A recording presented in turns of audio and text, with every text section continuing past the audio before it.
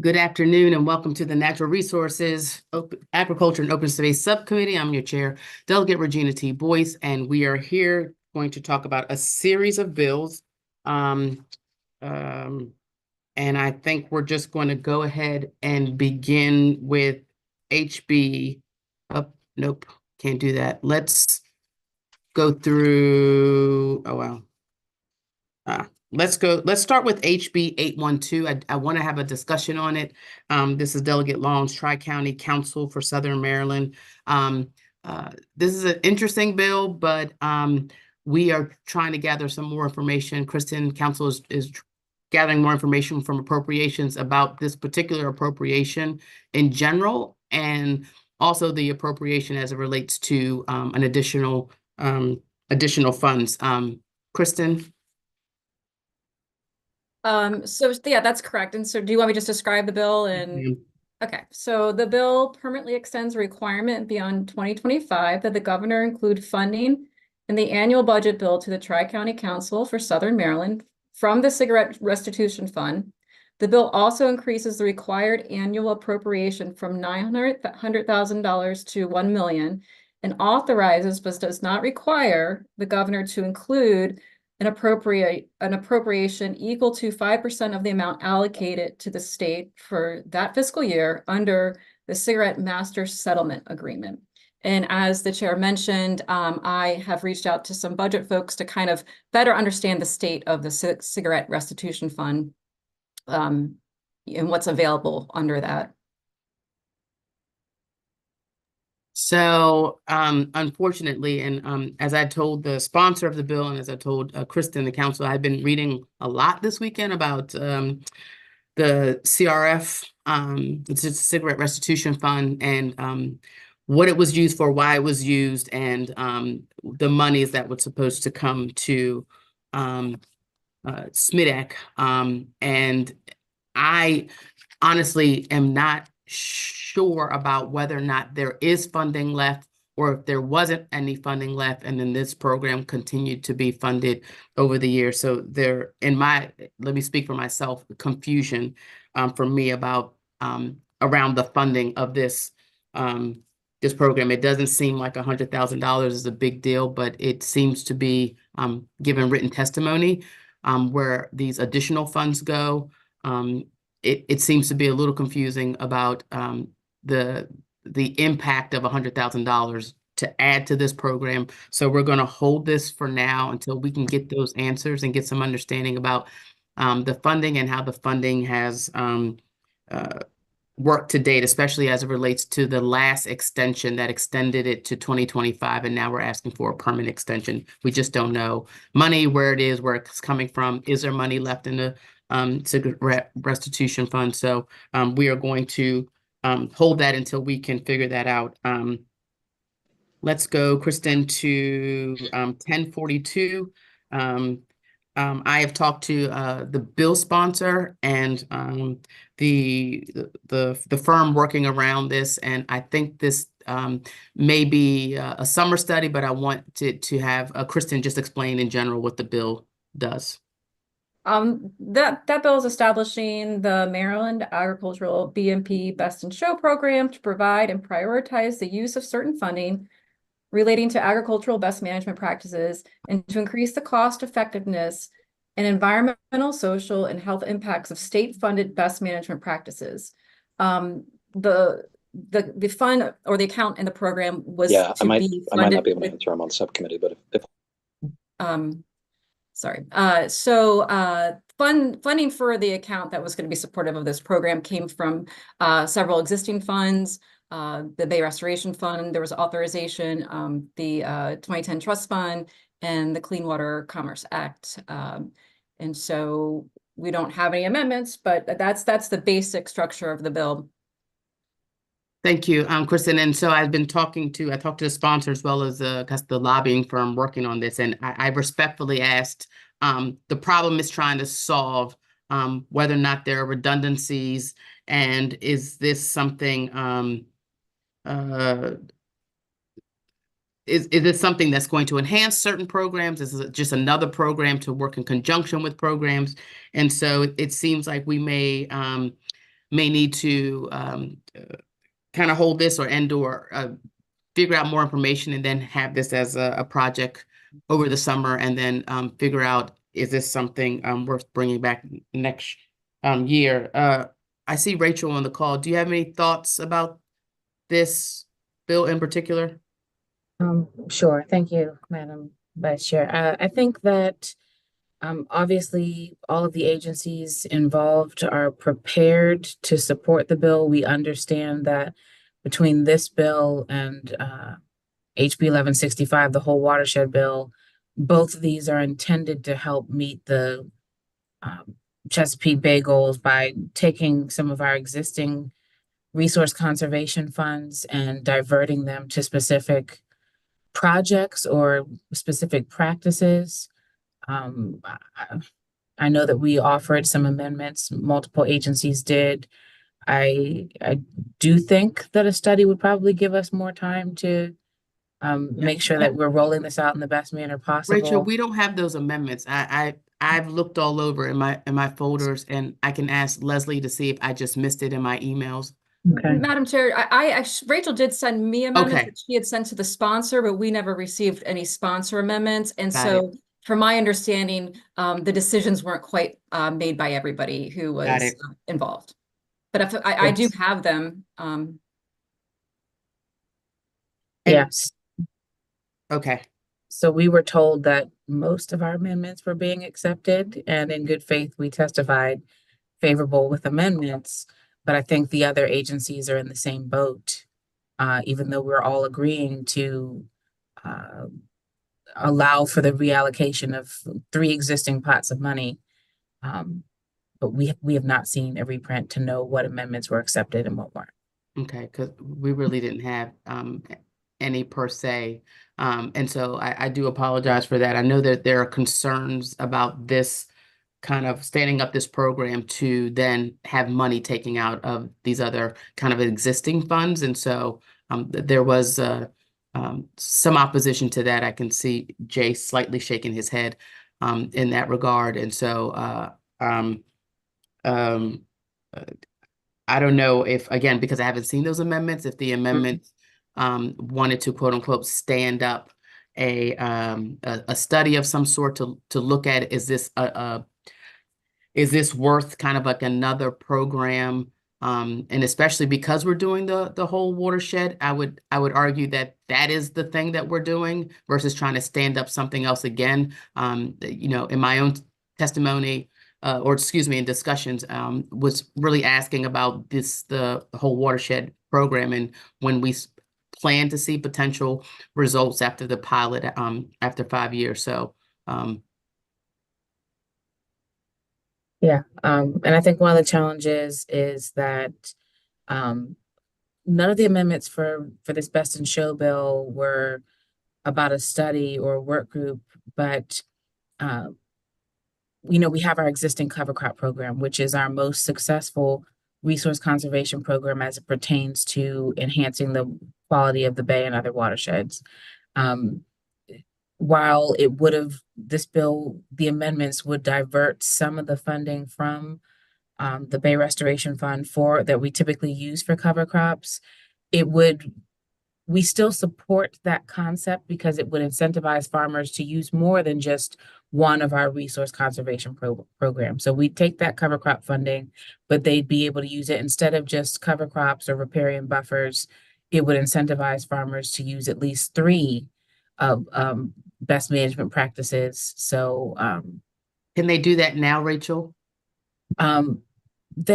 They can, technically they can. There are dozens of resource conservation programs. Our MAX grants, we call them, the Maryland Agricultural Water Quality Cost Share Program. But there are dozens of practices for which MDA will pay up to 100% cost share for.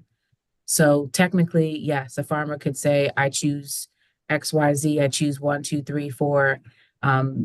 This bill just basically limits and says that if we were going to fund projects, we would have to use the cost share funding to fund projects or fund farmers who were using at least or utilizing at least 3 practices. instead of just letting them choose to do one this year, two next year, what have you.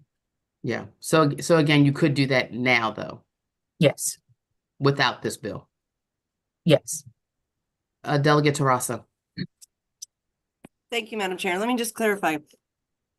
Can you guys prioritize that now? Like you could say you can't say you're doing 3, so we're. That's Right, so correct. that's what you want to be able to do is prioritize, just like the whole watershed, like doing 3 of the BMPs at the same time. Mhm. But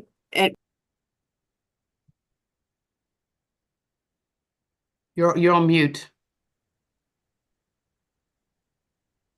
oh, sorry. So the farmers can get funding for all 3, but you just can't prioritize. It's the ability of MDA to do the encouragement or choose first those that are doing all 3. Yes. So currently, a farmer chooses what practices on any given year that they would like to implement, and then we pay the cost share for that.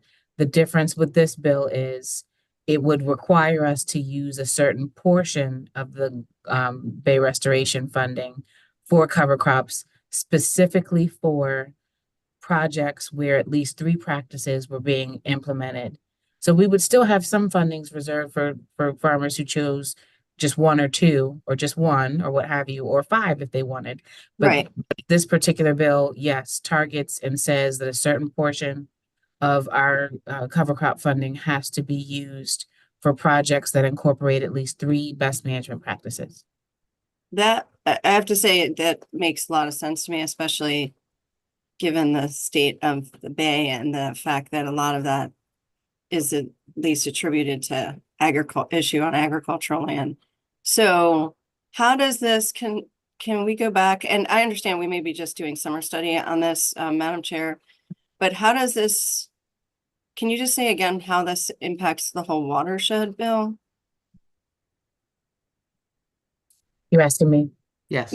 Well, I thought you said that, so it doesn't have to be, oh, it looks like Dylan might have something on that. Oh, no, I was just saying it's similar, right? Both of them have the intent of Right. helping to enhance the Caesar report goals and improve water quality.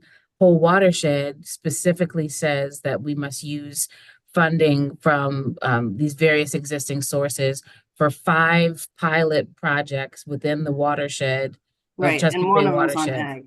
Right. And so that's the difference. They're similar. And of course, both of them have the same Senate sponsor. So very similar.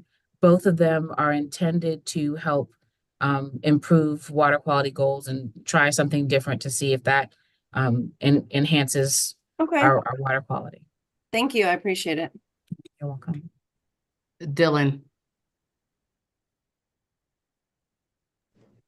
Thank you, Madam Chair. Rachel summarized it really well at the end. I think what the Caesar report says is that we need to better target our existing resources to move into the next iteration of bay restoration. The whole watershed does that for these 5 pilot projects, and I think this bill tries to do that with our existing agricultural resources for best management practices on agriculture. So I think that's the connection there. So just because I'm starting to now be a little confused. So if this bill allowed you to prioritize but not use the funding, does it still make that goal?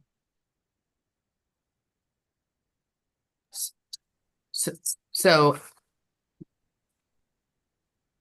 because if you're using part of the money anyway for cover crops,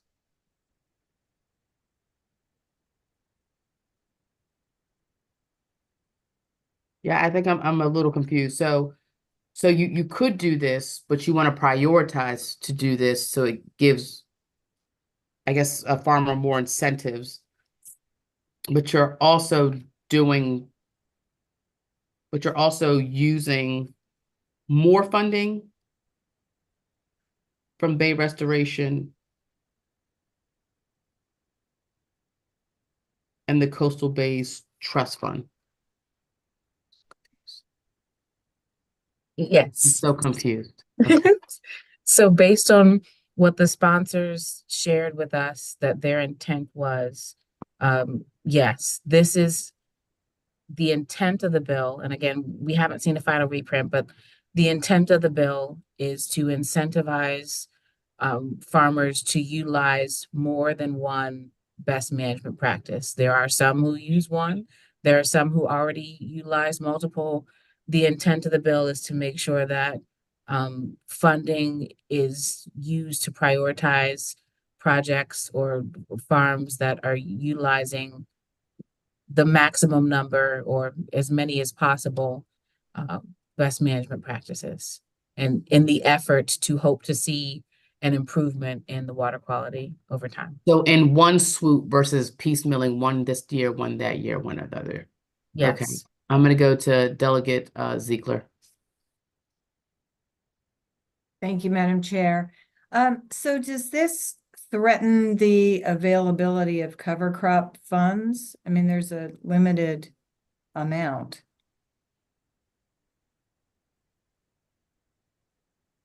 We have not seen a reprint. What we are told is that, I won't say threaten. I won't say it threatens it because again, it's one pot of money. This may be that a farmer chooses to use that cover crop program funding, existing bay restoration funds that are used for cover crop programs. A farmer who says, well, this year I'm going to do cover crops. I'm also going to do riparian buffers. I'm also going to do stream restoration. They may say, in addition to just cover crops, I'm going to add two more practices to what if I normally just do cover crops, I'm now doing cover crops and with this particular funding this year. So it doesn't jeopardize, it can still be used for cover crops. It's just projects that are going to get the funding are going to primarily be projects that incorporate cover crops and two others. May I ask a follow-up? Of course. Thank you. So one thing that concerns me is that sometimes when you actually do these things in real life, it can be that, farmers are just thinking to themselves, okay, how do I get the most money for the least output of my own, the most government money for the least output of my own money? So do you run the risk that people are finding other projects that don't necessarily make that much sense for them or that really help, but it's just that you need to get to this magic number 3 that may not be, so you might put 50 acres in cover crop instead of 150, or you know what I mean? Yeah, that's my concern. So in other words, how are they picking the best 3? Yeah, or is it just kind of like you're coming up with 3 projects just for the sake of getting into this priority category rather than for the sake of actually improving either the bay or your farm? That's a good question. It's certainly a possibility. And again, because we've not seen a reprint, I don't know if there are specifications in the bill that leave flexibility for something like that to happen, or if there is language in the bill that specifies that a farmer must have an optimal combination of BMPs. I'm not sure. There's a priority of best management practices, I believe, Yeah. that must be included.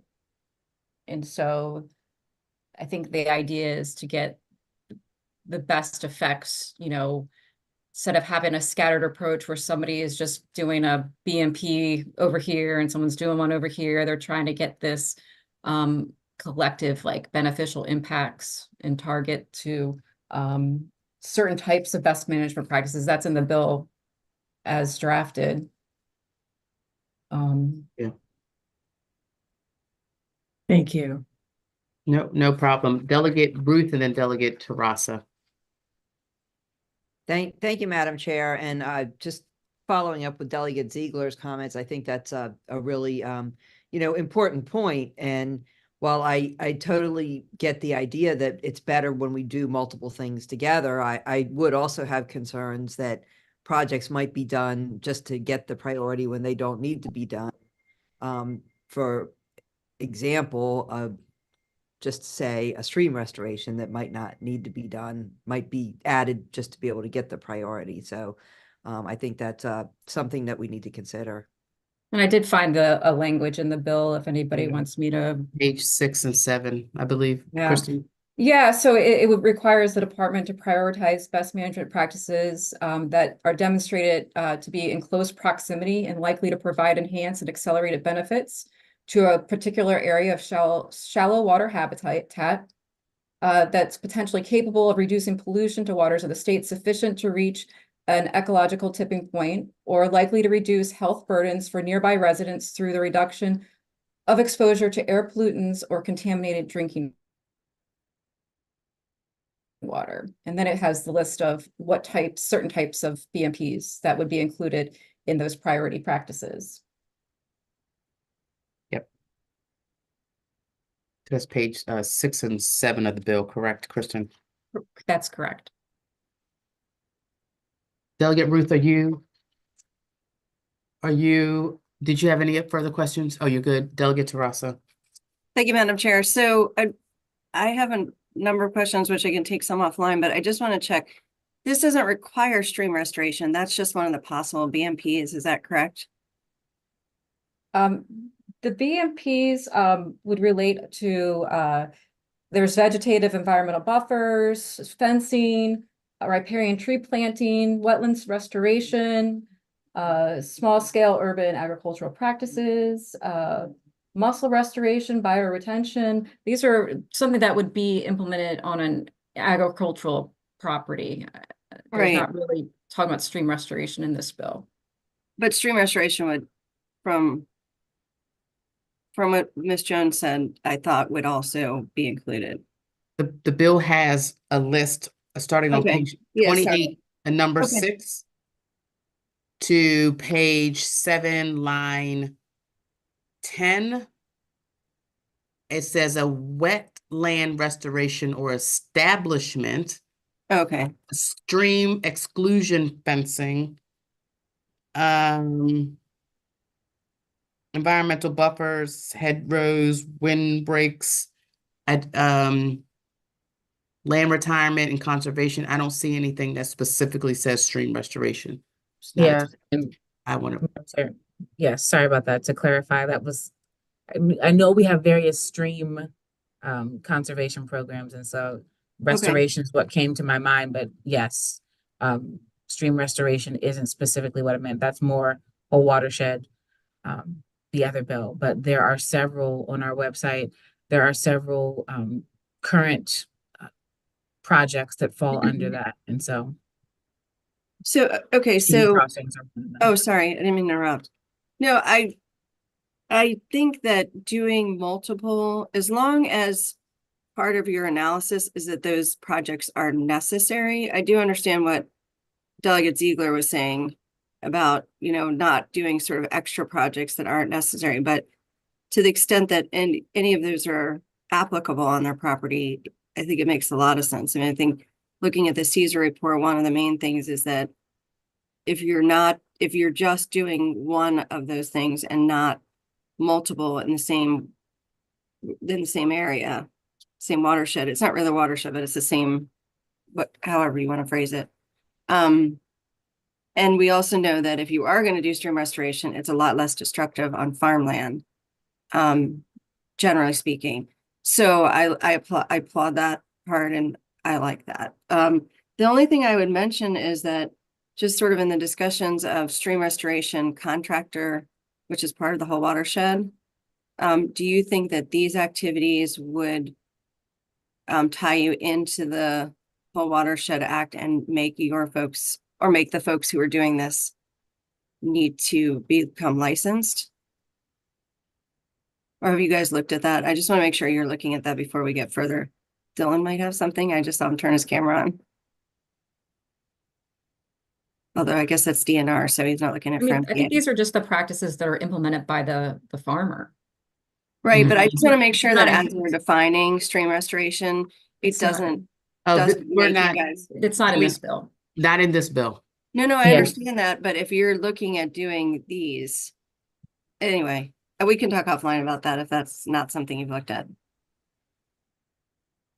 And so Delegate, so I misspoke again on stream restoration. I meant to say there's grass waterways, there's stream crossings and various upgrades that are included in our BMPs and what we would cost share for currently.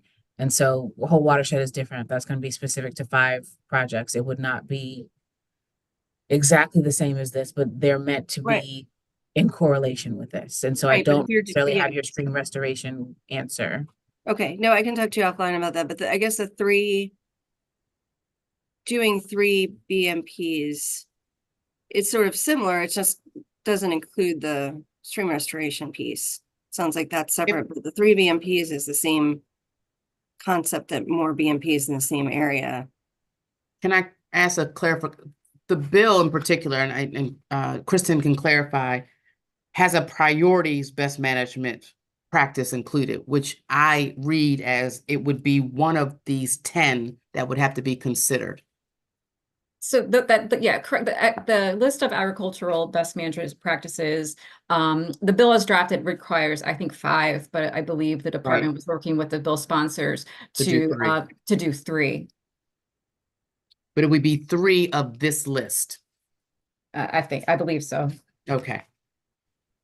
And Madam Chair, that may be Yes. something that we asked for an amendment for. We may, because we have more than 10 or a dozen Mhm. current BMPs that we cost share for, which is why I think part of what we asked for is an expansion to more than just a dozen or so projects.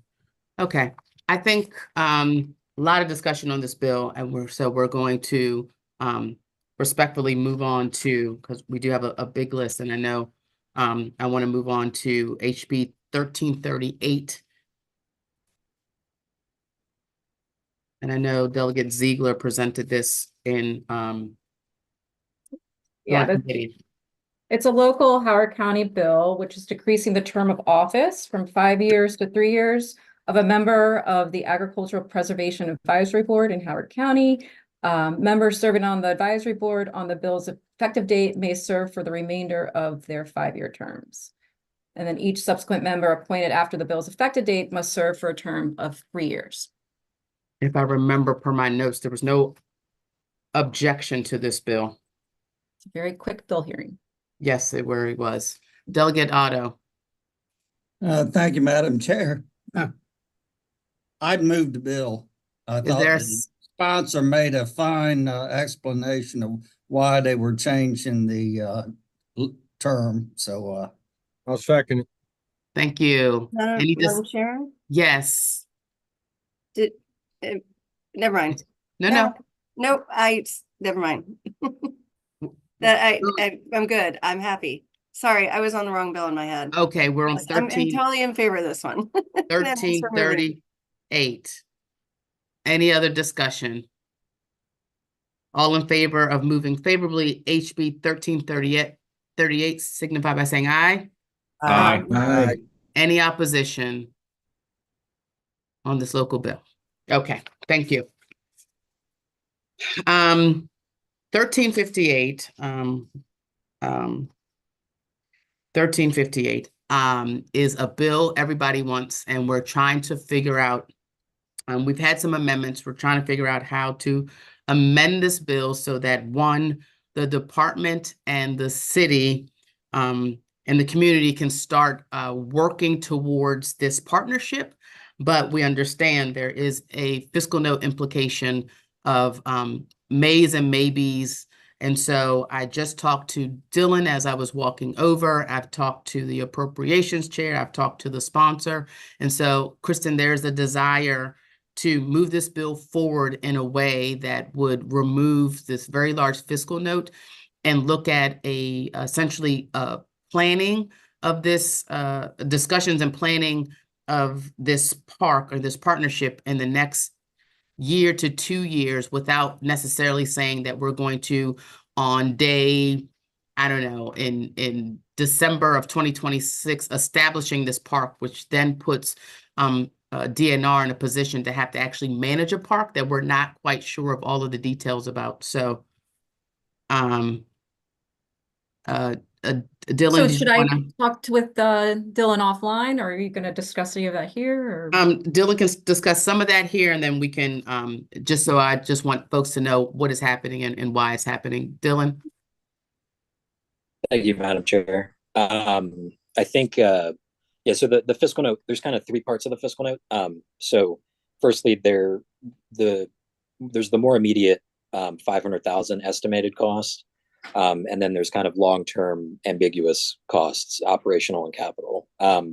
So the more immediate costs for planning with the bill as introduced included a comprehensive survey of city residents, actually developing the MOU, convening stakeholder meetings, all of that. With the proposed amendments that the sponsor has worked out with the city, that's kind of, that part is alleviated because it removes the comprehensive survey part of it, which is kind of, that was probably the most financial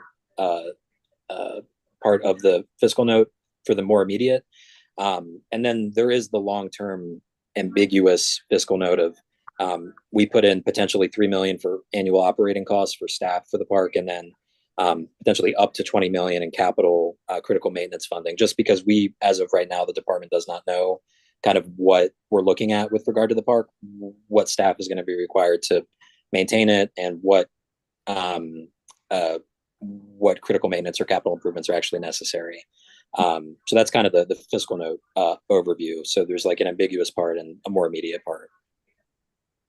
And so what I was suggesting, Kristen and team, is that somehow DNR put together amendments that kind of phases out this upfront planning of the $500,000 in increments of, 1 year they're doing one thing, 1 year they're doing something else, the third year they're, doing this, the fourth year they know what they're going to do, they know what's going to look like, and then you can start potentially, for instance, starting the MOU, so that we have a better insight in the future about once they say that this is established. I mean, the expectation, as I read the fiscal note, is that they're hitting the ground running and that they're paying this estimated somewhere between $20 and $30 million to start operating in co-partnership the Gwynn Falls Lincoln Park. So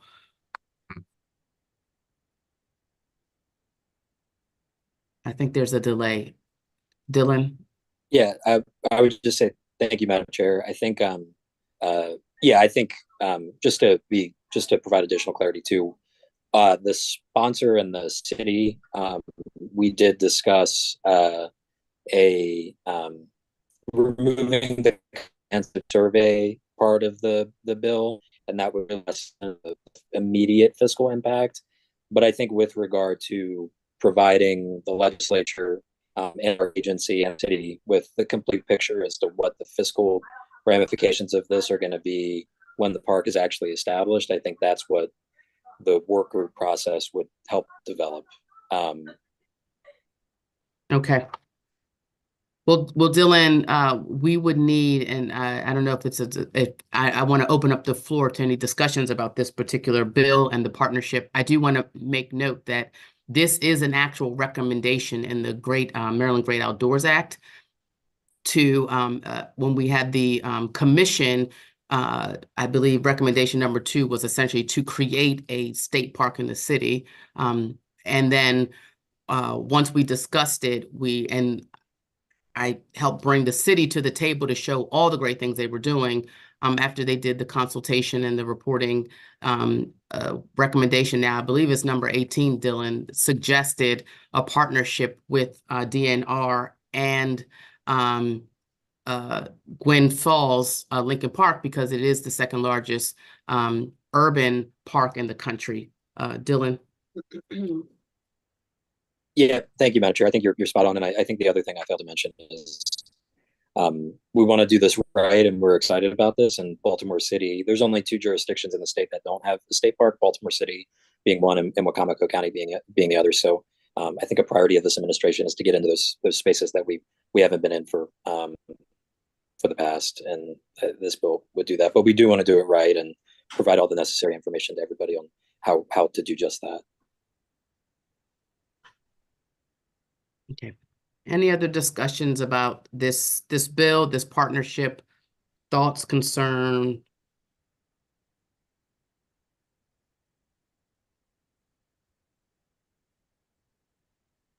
No. Okay, so we will continue to work with DNR, the sponsor, appropriations, and we'll work with Kristen to figure out the amendment so that we can get this hopefully moved out in the next couple of days. Okay, oh, Patrick is here, so now we can go back to HB 228. Patrick?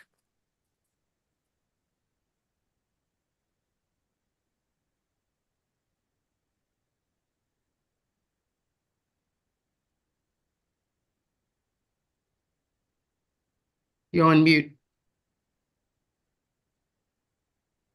Sorry. Does Leslie have the reprint for 228? Yes, she sent it out to everyone. It should be in their email. Okay, well, this is the bill that I think it was the Rangers had some Yes. concerns with. People were Mhm. concerned with taking out Park and limiting it to not limiting it to just the state park system, but including natural resource management areas, environmental areas, and the like. And so we have some amendments intended to alleviate that concern. That the money being used for state projects on lands managed by the department. Well, first, the bill says it's supplemental, but second, that it's intended to expand public assets on those lands and alleviate overcapacity within the state park system. So it alleviates concerns that they're going to be rated for another purpose and that it will be used for citizens' recreation. Right, Dylan? Correct.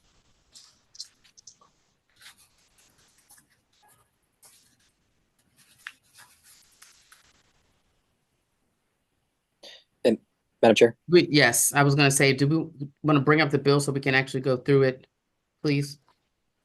And Patrick, there should be is there another part to that amendment for the public meeting of the commission? Yes. Requiring to Dylan is report on. correct. Yes, it is. At each meeting of the Parks and Recreation Commission, the DNR is required to report on the expenditures from the Capital Improvements and Acquisition Fund.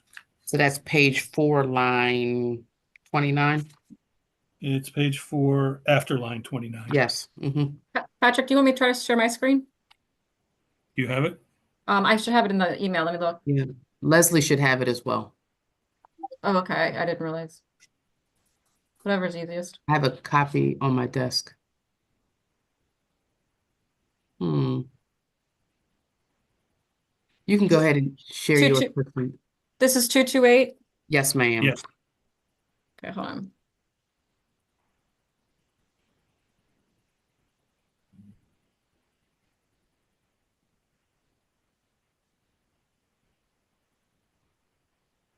All right, just tell me where to go. Page 4 or 5. 4 or 5? Okay. Oh, you guys are blocking my page numbers. Let's see. Now you're on 3. I got it. All right, so Towards the bottom.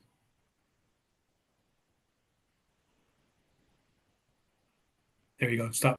Perfect. okay.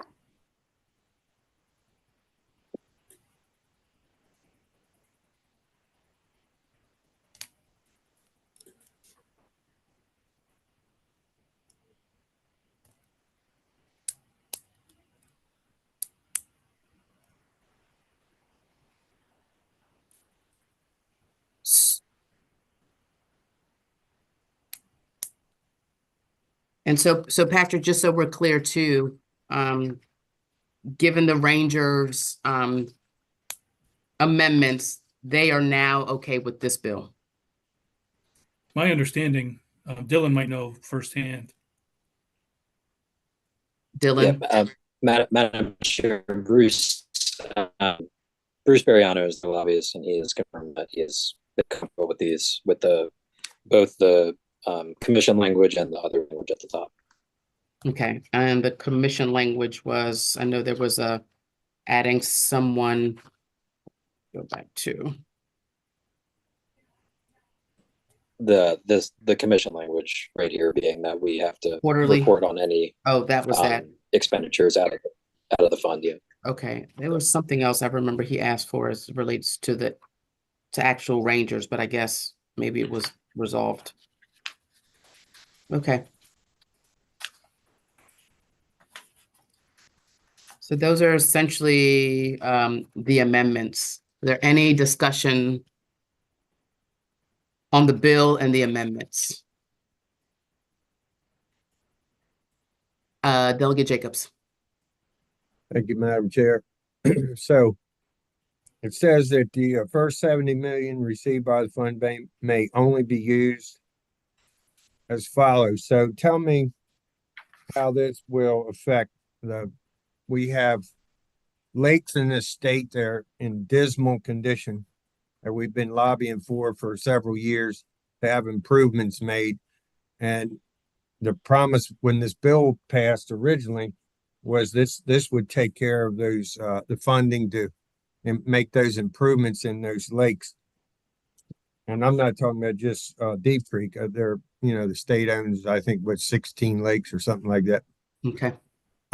So I'd like to know, does this push those projects back? Where do they fall in this lineup now? That's a good question, Dylan.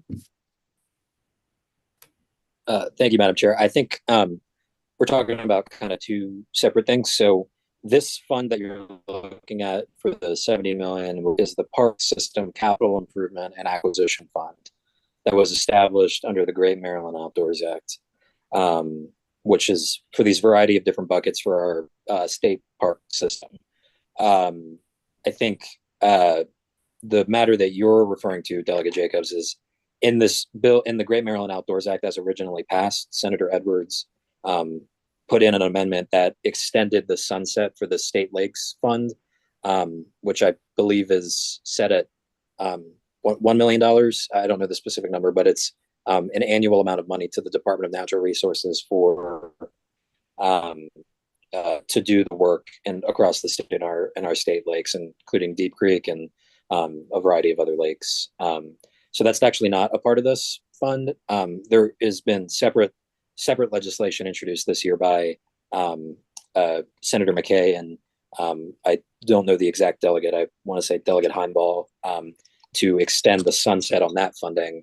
And the department submitted a letter of information on that bill. But I would say they're kind of two separate things. So to answer your ultimate question, this funding hasn't been and won't affect that other work for the state lakes, if that makes sense. Well, that's not exactly what was said when the bill was passed, because I remember specifically asking the question. I have a lake over in my county, Urieville Lake, that's in the park system. It's partially park, partially lake, that is in dismal condition. The lake, you can't even access the lake come July because the algae bloom is so thick you can't even paddle a canoe on it. And I remember asking specifically when this bill was passed, the parks bill, with all the all that funding in there, was that, how did that affect that? And they said this would cover that lake. So that's the reason why that $1 million of the lakes bill won't even hardly cover Deep Creek. But we've been kicking these parks down the road for years. I mean the state lakes for years, and they're in rough condition, and it's embarrassing that the state owns these lakes and the condition they're in. So I just want to make certain that we have not lost sight of the dismal condition of many of these state lakes. Thank you, Delegate Jacobs. And Dylan, can you give us the bill number to reference for Delegate Jacobs as it relates to lakes, as this bill doesn't address that? Yes, I don't know it off the top of my head, but I will follow up. And please get that to Delegate Jacobs, please. And Madam Chair, I think I understand Delegate Jacobs' question now, and I think Sure. I can provide a better answer. Okay. So I think Delegate Jacobs, for this specific fund, part of the problem that we saw and the reason for this bill being introduced, and it's not in this provision of the bill, but as originally written in the statute, it said for state park projects that this fund would be used, which did not provide any discretion at the department to use it at anything else that could be in the state park system, which, as Patrick mentioned earlier, includes a variety of things such as natural resource management areas and so forth. So it was very limited. So this bill expands it to be eligible to the state park system projects, which I think, to answer your question, would potentially bring in the lake that you're talking about, considering the how it's operated. But I think that, in addition to the state lakes funding, and I'll follow up on that as well, but I hope that provides a better answer to your question, Delegate Jacobs. Yeah, I'll talk to you more about this, Dylan, because Furyville is both a park and a lake. It's a combination. It's not just a lake. And but Right. I'll talk offline. Delegate Jacobs, and Dylan can correct me if I'm wrong. One of the things about this is, for instance, there are a lot of like historical properties on, I don't know, parks. And if there was a project that, for instance, was on the state park, does he have to be historical? Maybe there's property on the state park that also they want to renovate. I think as written, it wouldn't allow them to do the house within the park. And this would then extend it to allow them to do work for the park, but then maybe that house is something that needs to be renovated within the park. It would not have allowed them to do that before, but now expanding kind of the flexibility, it will allow them to do those specific projects within the park. Everyone's Thank you, Madam Chair. I think, can you hear me? Yeah. Yeah, thank you, Madam Chair. I think that's a fair point, and I think also it's important to think about what this bill would provide some additional flexibility. So, if the intent of the Great Maryland Outdoors Act was to alleviate overcapacity at our state parks, so what this bill will do is allow us some additional flexibility. So, McKee-Besher in Montgomery County is not a state park, though it's right next to Seneca State Park. So theoretically, we could invest in McKee-Besher and alleviate some of that overcapacity at the state park there. So ultimately, all this money will continue to be used to ensure public access to our state lands and our state parks. Thank you, Dylan. Delegate Ziegler. Thank you, Madam Chair. I just wanted to say that I and several of us have a 2:00 different subcommittee meeting. Okay. Do you want us to hang in? How many is it? You Delegate Ruth went to she had a bill hearing. Who am I? Or is it you and Jackie, okay. I guess Patrick, Delegate Jacobs. Okay. Well, I would like to, before you go, move these amendments. No problem. Thank you. So moved. Second.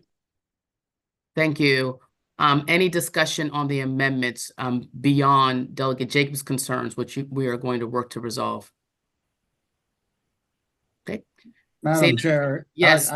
My only comment, and I see what it says, and I think I'm satisfied with that. Yes, sir. I'm concerned about requiring additional money for land acquisition. I think the fund was intended for taking care of what we have. And but it says up to $30 million, and I think that satisfies my concerns.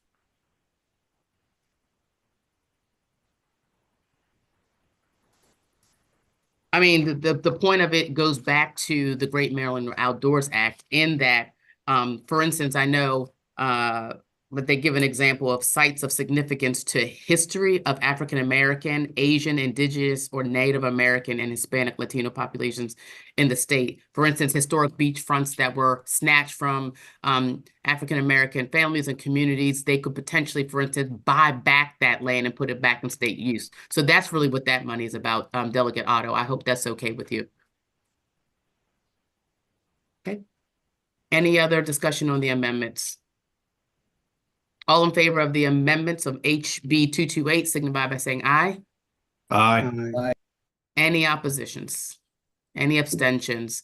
A motion to move the bill as amended. So moved. So moved. Second. Second, thank you.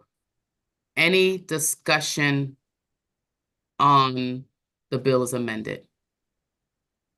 Okay, all in favor of the bill as amended signify by saying aye. Aye. Any opposition? Okay, bill moves favorably. I guess you guys can break to go and see how many folks have left. We may just have discussion. It may not be able to move the other bills. So see you guys. Do you have a quorum still? Oh, Because they're waiting for me over there. 1, 2, 3, 4, 5. Yes, because we have 9. Yeah, I think so, yeah. Yeah, we still have a quorum. I wanted to just quickly, because it's the last 2 bills, go over HB 770, Patrick, and 773. So we can start with HB 773. There's a large fiscal note on this bill, so we are working to amend the bill so that it essentially becomes a a program that at whatever point the governor decides to, when he feels like it, he could fund it, but changing the bill language here to remove it as a fund and create it as a program. Isn't that so, Patrick? That makes sense. Yeah. The chair thinks that if we're going to create programs, we should just create programs and then give the governor the ability to fund it at his leisure versus saying that he has to fund it at some point. But I think it's important to set up the program so that it is there and ready, available when the governor wants to or can fund it. And so I don't think we have those amendments just yet. But so those are being worked on. And so we are going to hold that bill until hopefully tomorrow we can have those amendments. And then HB 770, oh crap, okay. HB 770, we got amendments from the Senate. It is cross-filed with Senator Guile. Adding additional language about the prohibition of operating a vessel. And Patrick, you want to go through that? Yeah, the bill, essentially, if you get caught for drunk boating, a judge can, take away your privilege to boat on the waters of the state for a year, I believe, or for a certain point. And then this bill sets up, the Natural Resource Police Officer has no way of knowing that you're on that list. So this sets up a database to be held by DNR, NRP, and the courts would communicate with them when somebody is suspended. So then the NRP would have easy access to look that up when someone's pulled over.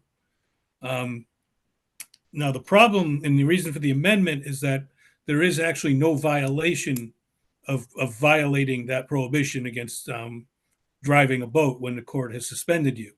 So the amendment creates that violation, which is a good thing. But I think, and interested in hearing what Dylan says, I think there's a problem at the end of it when it says, for the purpose of determining subsequent offender penalties for a violation, a prior conviction under this subsection or 21902, which is drunk driving, shall be considered a prior conviction. It's basically saying that, a violation for boating when you're suspended is a second offense of drunk driving, and that doesn't make any sense to me.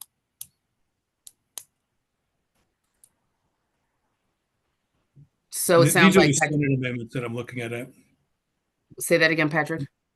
These are the Senate amendments I'm looking at. I'd assume that JPR would look askance at that, but I mean, we can continue to work. We still have another day to work. We can certainly work through these so that we can get this right. I mean, we remember the hearing and most importantly, the testimony and really remember that it seems like I can be drunk on a boat and maybe have some sort of citation or violation, again, just have my boat back out on on the water again without anyone really knowing that I've had these citations or and the other issue, I think, to Patrick's point, there's no real license. Like I don't have a license that's essentially revoked. So it doesn't really mirror, for instance, our car process.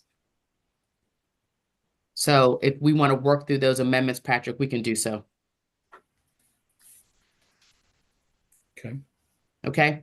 So we can hold that and work through those amendments. And then we have one final bill. I'm sorry, I forgot to put it on the list because we are secondary. It's HB 647, Property and Casualty Insurance, Pet Insurance Regulations. Kristen? Okay, that's Kristen. I'm going to go to motor Yep. vehicles. All right, bye. Yeah, so as the chair said, this is a jointly assigned bill. ECM is primary. ECM adopted amendments, and the bill as amended establishes a regulatory framework for pet insurance by generally adopting the National Association of Insurance Commissioner Pet Insurance Model Act, including policy standards, disclosures, marketing activities, and prohibitions. By June 1st, 2025, the Maryland Insurance Administration must develop informational material about pet insurance policies that may be disseminated to and posted by veterinary practitioners in the state. The ECM adopted a technical amendment, took out language that would have restricted the sale of a wellness program during the sale of an insurance product, strikes duplicative enforcement provisions, and delays the effective date to January 1, 2025. Any questions about this bill we're secondary on? Delegate Tarasa. Yeah, just, I'm curious, what is a wellness program? Like, isn't that the actual insurance we're talking about? There's a wellness program, and then there's I think like a pet insurance policy. Mm-hmm. It covers different types of things. Isn't a wellness, I mean, I would think that's the same. Well, I don't know. Regulating one of them is better than regulating none of them. So Right. I So, can support it, but that concerns me. Jen, this There- says the wellness program is like a subscription. It's or a I mean, it's not the same as yeah, it's not the same as insurance per se. I mean, I'm sorry, Kristen. Yeah, the language that was also taken out. So under the bill as introduced, there was a prohibition on a pet insurer marketing a wellness program during the sale, solicitation, or negotiation of a pet insurance policy. That's the marketing language is what was taken out of the bill.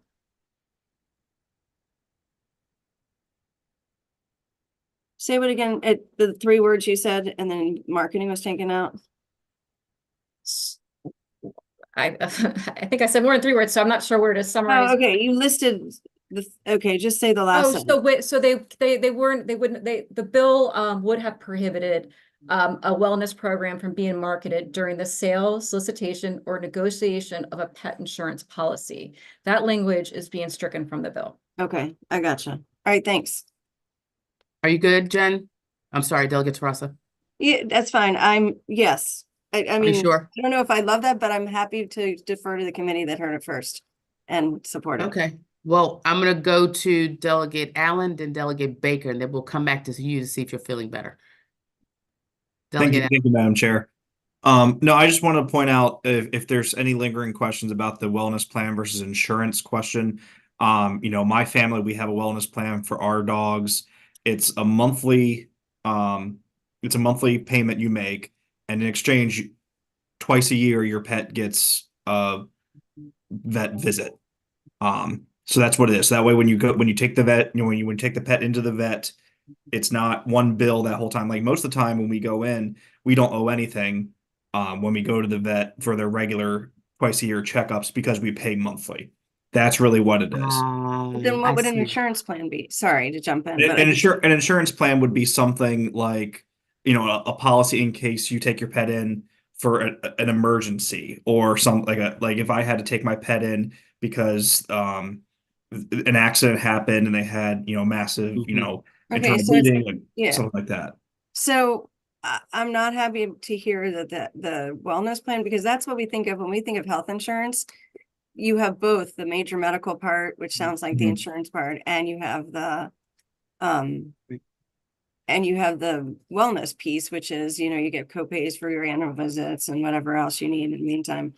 So I don't really love that we're taking that out, but again, if We're not- you guys- Delegate, I Yeah. don't think this bill is taking things out. I think it's adding Separating it. language for the consumer to understand what these policies or programs Okay. are offering.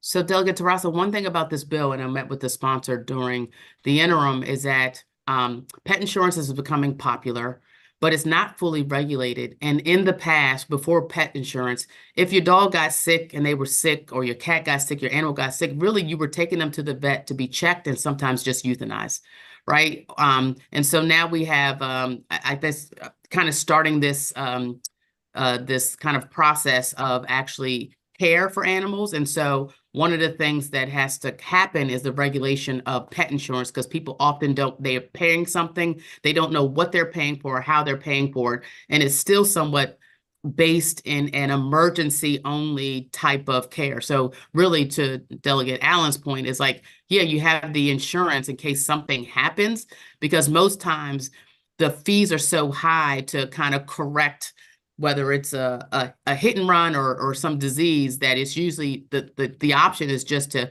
have the animal pass or die, or euthanize the animal. So what insurance does is help with those costs, cut down on euthanasia, and actually treat the dog. So we're starting to see a progression of I think, to your point, is caring for animals versus it being that, you know, they just live or they just die, and that's just it, unfortunately. And so I think the kind of the wellness program is not like us, where it's like, I'm supposed to get a mammogram once a year and that's covered by insurance. I'm allowed to get OBGYN every 2 years. That's a part of insurance. Those things are not a part of pet insurance.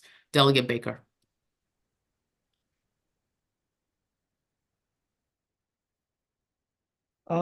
Yeah, what's the bill number? I'm not so sure I have that on my sheet. You didn't, and it is my fault. I'm sorry, because we are secondary on this bill. You got a reprint in your calendar. It's HB 647, Delegate Baker. My apologies. 647.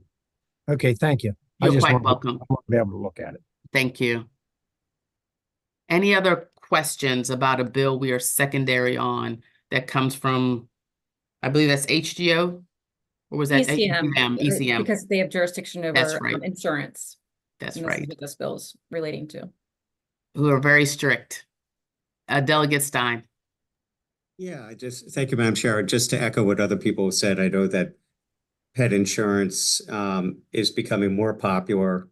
I know that my vet regularly, almost, it seems like every visit, provides information about different pet insurance options. And whereas a couple of years ago, he didn't. So I think it's good to have some sort of oversight of it. So that's just my general point. Thank you.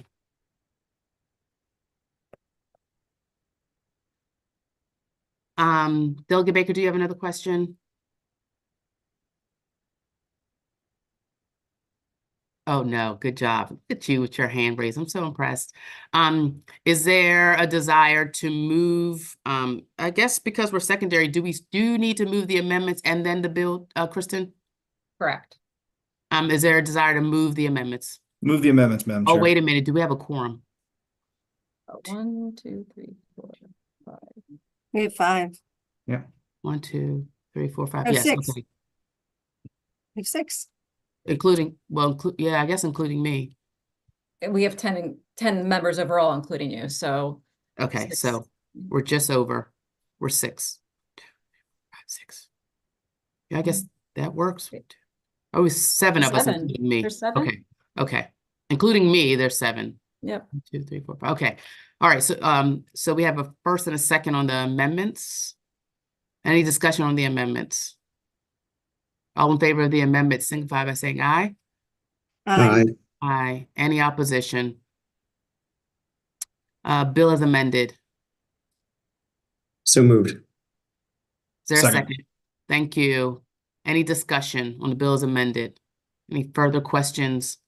All in favor of the bill as amended signify by saying aye. Aye. Aye. Any opposition? Okay, it report out favorably as secondary to ECM. Thank you so much. We are done. I'll see you at, I think we're 3:15 for voting. I think we Meeting adjourned. adjourned. We just What's that? voted? I thought we had a hearing, but just voting. I'm sorry, hearing at 3:15, voting afterwards. Okay, thanks. Sorry about that.